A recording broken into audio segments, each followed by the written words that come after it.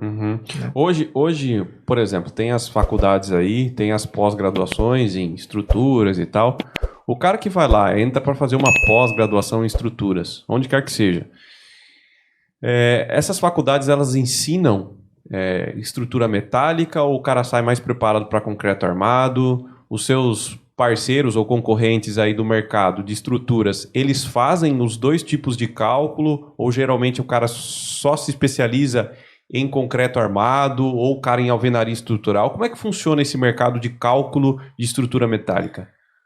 Geralmente o pessoal se especializa numa área, né? Então vem o pessoal da fundação, se especializa em fundação, né? O pessoal do concreto armado se especializa em concreto armado. Aí a gente tem, né, o protendido, temos a parede de concreto, tem a alvenaria estrutural, aí tem a metálica, né? Então cada um vai, né, no seu quadrado, vamos dizer assim.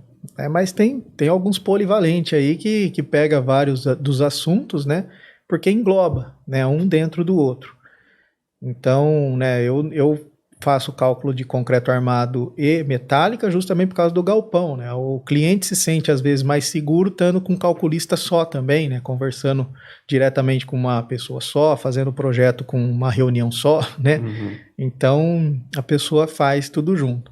Mas as pós-graduação hoje elas ensinam, né? Tudo isso que eu comentei como solda, estados limites, né? Que são dentro da norma, tanto de resistência e tanto o visual ali, isso é ensinado, né? Para que você aplique, né, e consiga replicar na obra. O problema pior que eu vejo de todo calculista, né, é o desenho, né? O calculista tem que ter uma equipe boa de desenho, de detalhamento, para poder entregar pro serralheiro, pro pedreiro, para quem seja, né, um desenho claro do que ele tem que executar. Esse eu acho que é um ponto super importante, porque não adianta a gente ser só técnico, né? A gente precisa criar alguma coisa que as pessoas entendam aquilo que a gente cria, né? Não adianta a gente só se comunicar, a gente tem que se comunicar da maneira que as pessoas entendam aquilo que a gente se comunica, né?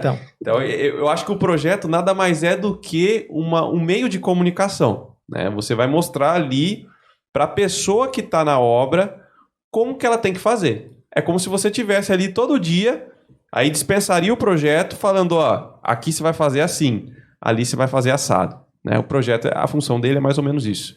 Só que o que eu percebo é que, assim, essa visão que você falou de que o problema é o desenho, que nem sempre os calculistas têm isso em mente, de que a pessoa que vai pegar o projeto dele lá pode ser um engenheiro, né? Mas que também não vai ficar o tempo todo com o projeto na mão falando pro pessoal o que eles têm que fazer.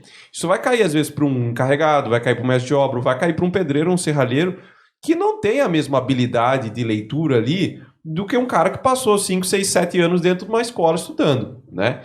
E aí o cara tem que ter essa visão de que, pô, eu tô desenhando para um cara desse entender o meu desenho. Então eu tenho que fazer desenho, detalhinho, explicar como que é a soldinha, eu tenho que pintar de vermelhinho, né? E pro cara poder olhar e falar assim, ah, entendi, faz sentido isso para mim. Então eu acho que esse ponto que você comentou é um grande diferencial entre bons calculistas e calculistas medianos, né?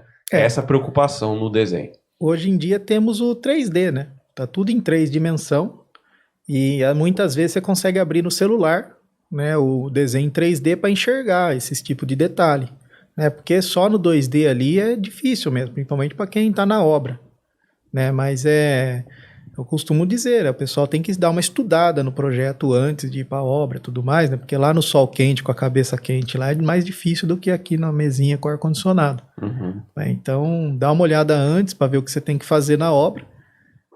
Porque principalmente na metálica ali você pode inverter uma peça, né? Trocar de lugar ou, né, inverter o lado da treliça, igual você comentou. Uhum. Isso aí já não funcionar mais como era previsto.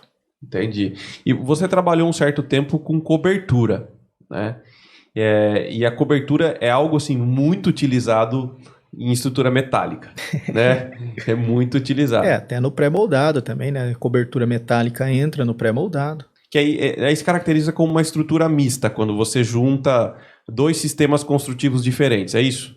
Aí é o híbrido que a gente fala, né? Uhum. Que uma estrutura mista, né, ela tem que trabalhar junto. Eu tenho dois materiais diferentes que estão trabalhando ao mesmo tempo, né? Por exemplo, eu tenho uma viga de aço com uma laje de concreto. Ela trabalhando ao mesmo tempo, ela é uma estrutura mista, porque o concreto vai auxiliar o aço a ganhar mais resistência. E eu tenho que garantir isso, né? Então eu garanto isso no caso de viga com conector de cisalhamento, que é outro assunto. Tá? Agora, quando eu tenho uma coisa que está apoiada sobre outra, né? No caso assim, eu tenho uma treliça que está apoiada num pilar de concreto. Ela não é uma estrutura mista, ela é híbrida, tá? Ela está só transferindo o seu esforço para o concreto. O aço está resistindo como aço e o concreto está resistindo como concreto. Ele não está se misturando, se transformando misto, né? Igual eu falei antes. Entendi. É a mesma coisa, então, de eu fazer um primeiro pavimento em concreto armado e um segundo pavimento em alvenaria estrutural. Isso é uma estrutura híbrida. Né? A alvenaria estrutural trabalhando como ela ali, né? E a estrutura de concreto armado trabalhando como ela embaixo. Né? Eu não misturei as duas disciplinas, vamos falar assim. Né? E o que mais combina no híbrido? Combina tudo?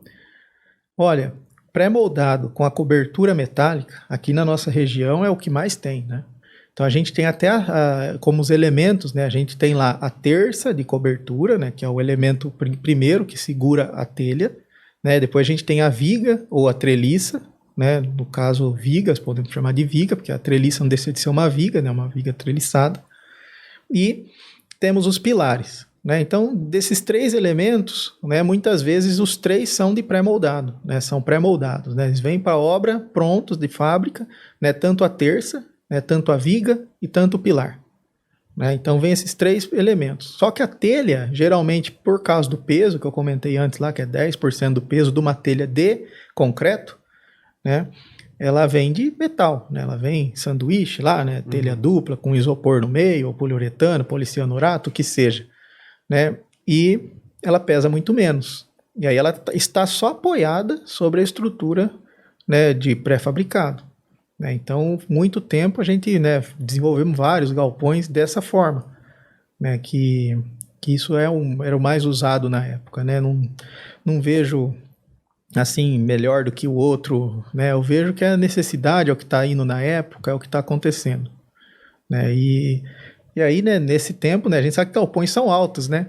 Então, né, tem que ter trabalho em altura, o pessoal fica amarradinho lá em cima, né? A gente vê tanto vídeo na internet aí de coisa fora de segurança e o pessoal trabalhando em cima lá, né, com o mínimo possível de segurança, né? E um guindaste, né?